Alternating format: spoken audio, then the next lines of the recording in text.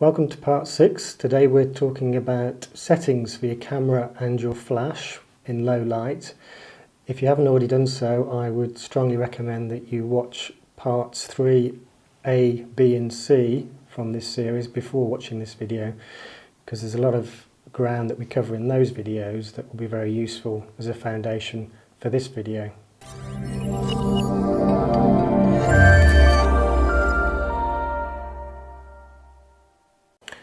There are links down below. In parts 3A and B, we looked at taking photos of a background that's out of range of our flash in low light conditions and how we set the camera to correctly expose for the background. In part 3C, we started to look at flash photography, which is very much about exposing for our subject in the foreground. And in this video, I want to try and bring those two things together. So a couple of general points to kick off with. When we're shooting with flash, we are having to think about two separate exposures at the same time. There's the exposure of the background, and that's generally the thing that we will get set up correctly first.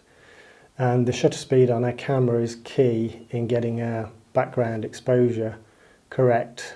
I'll come on to that in more detail in a second.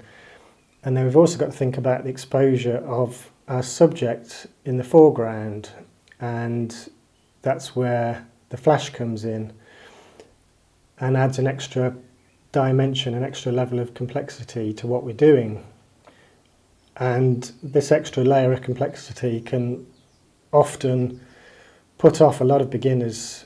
They experiment with flash, they have bad experiences and just get put off flash and lose interest in shooting with flash. And today I just want to try and help you a bit, to point you in the right direction and to explain where you might be going wrong. Second general point is that the degree to which you rely on your camera and your flash's automatic settings will depend on how much time you've got available to adjust your settings.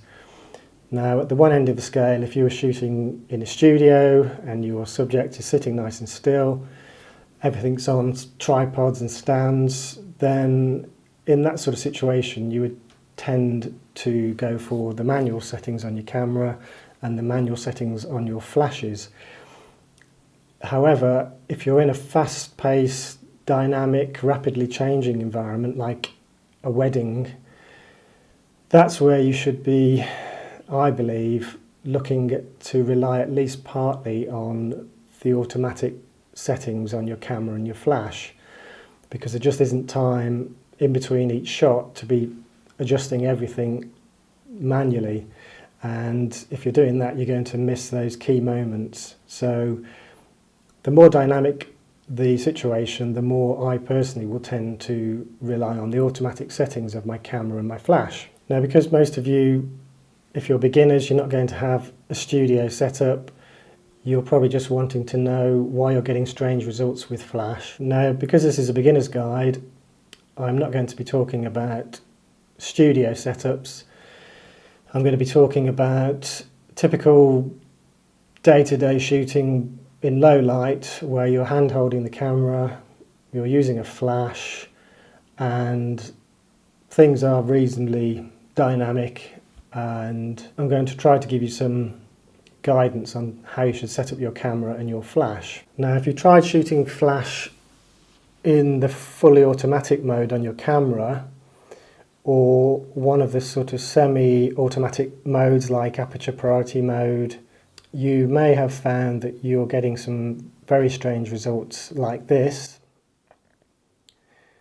where people look like they're ghosts, apart from within that mess of blur, you've got a sort of a freeze frame of your subject overlaid on top. Now, the reason for this very common issue is that when you're using an automatic mode or a semi-automatic mode on your camera, if you're giving the camera control of the shutter speed, the camera, despite having a flash mounted on it, may well decide to choose a very slow shutter speed in order to try to expose the background correctly.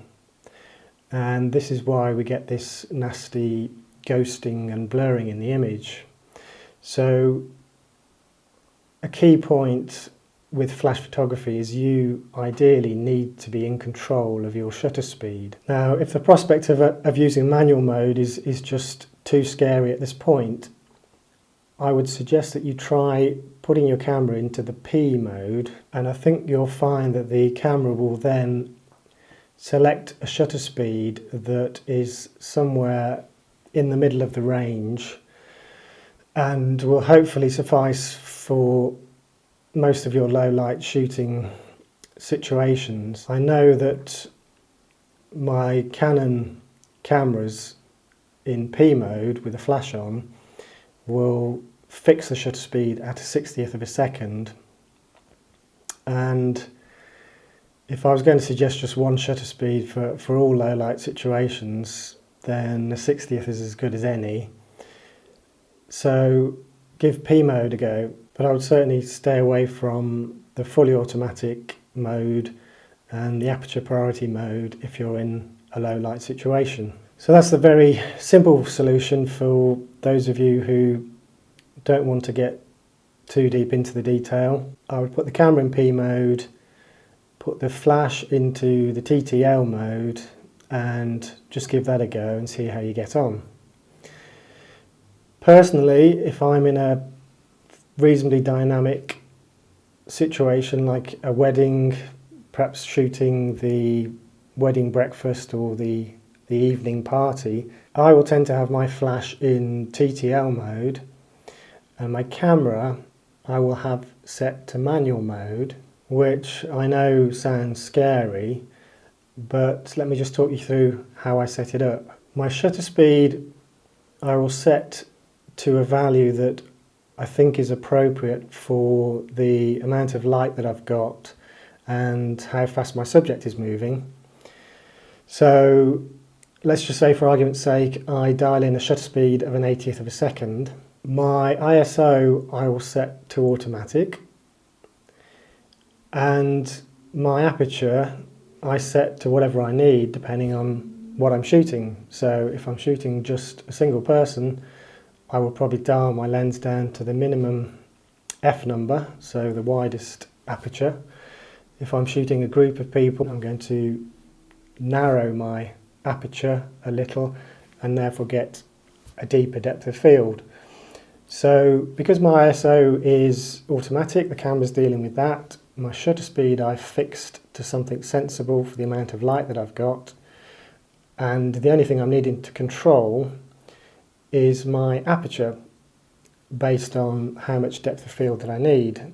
My flash is in TTL mode, so my flash is sorting itself out. The downside to the automatic settings is that it's a little bit more hit and miss. The camera and the flash will get things wrong.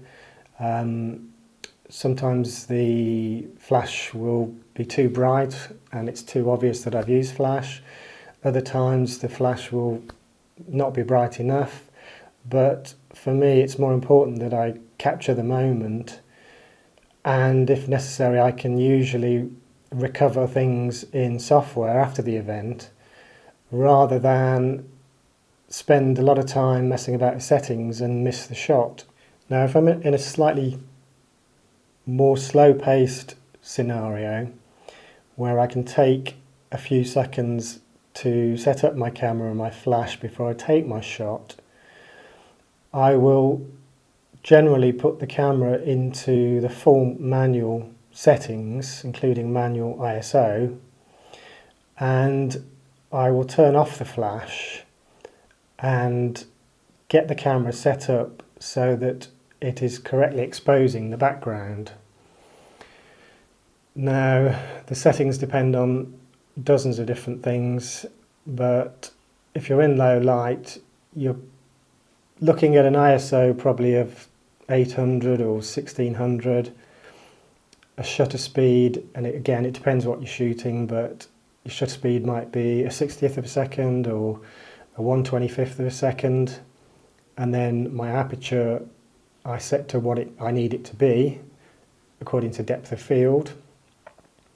Once I've got my background correctly exposed, then I can bring flash into the equation, and if my flash is too bright, I can just dial down the flash exposure compensation so that my subject becomes darker and my background is unaffected. If I decide that actually my background is a bit too dark, I will slow my shutter speed. And it's about balancing those two things, the brightness of the background versus the brightness of the subject. So that is the very brief introduction to settings. I'm going to now take you through a little bit more detail about what's going on. So if you think about our background first of all, and we looked at this in parts 3A and 3B, the brightness of our background is going to be impacted by ISO, our shutter speed and our aperture. Now the brightness of our subject, which is being lit purely by the flash in this hypothetical situation, the settings that are going to impact on the brightness of our subject are going to be our aperture, our ISO and the power that's coming from our flash. Now you may have noticed that I missed out shutter speed there. The shutter speed doesn't actually impact the brightness of our subject when we're using flash, which I know sounds odd, but the only way I can illustrate this is if you imagine putting a bucket outside in the rain. The longer that bucket is outside, the more water it's going to collect. Now that's a bit like shutter speed and ambient light. The longer we open the shutter for, the more of that continuous ambient light is going to be gathered onto the sensor of the camera. Flash, it happens in a split second, and the flash delivers a given amount of light and then stops. Now the equivalent would be to go outside with a cupful of water and to pour that cupful of water into the bucket. Once the cup is empty, that cup of water has no further impact. So whether we put the bucket outside for 1 minute or 10 minutes, the amount of water coming out of that cup into the bucket will be the same. So our shutter speed is the key to balancing up the brightness of the background and our subject. Because if we decide our background is too dark, but our subject is being nicely lit by the flash, we can slow our shutter speed to brighten the background without brightening our subject at the same time. So the way that I tend to remember this is shutter speed, which begins with an S, is for controlling the brightness of the scene, which begins with S, and I control the brightness of my subject with the flash exposure compensation. So just to recap, a lot of the problems that people experience with flash are down to shutter speed, and specifically allowing the camera to control the shutter speed. So first thing you could try is just putting the camera into the P mode, and that's going to have the camera dial in a shutter speed that's going to be fast enough that you won't get the strange blurriness, the strange ghosting that you can see if the camera's allowed to choose its own shutter speed. In P mode, you might find that your results, whilst they're okay, you might typically find the backgrounds are too dark. So the next step up is to go to manual mode, where we set the ISO to automatic and dial in a shutter speed that we think is appropriate for what we're shooting. And I would suggest that an appropriate range is probably going to be somewhere between a 50th of a second and a 1/25th of a second. And then our aperture we need to just set to what we feel we need based on our depth of field that we need.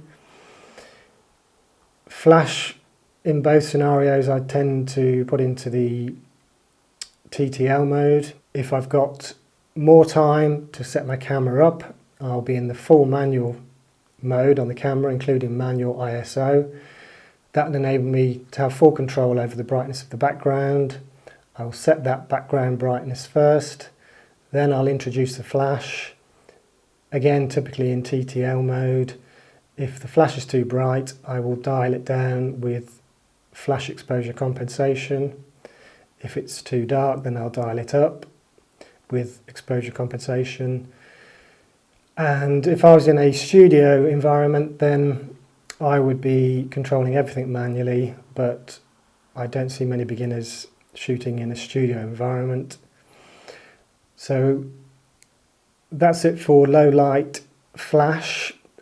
In a future video I will look at using fill flash in bright light and how we can use shutter speed to darken our background so that we can bring out the detail in the sky. But for now, in order to keep this video reasonably brief, I'm going to bring it to an end and just say thank you for watching.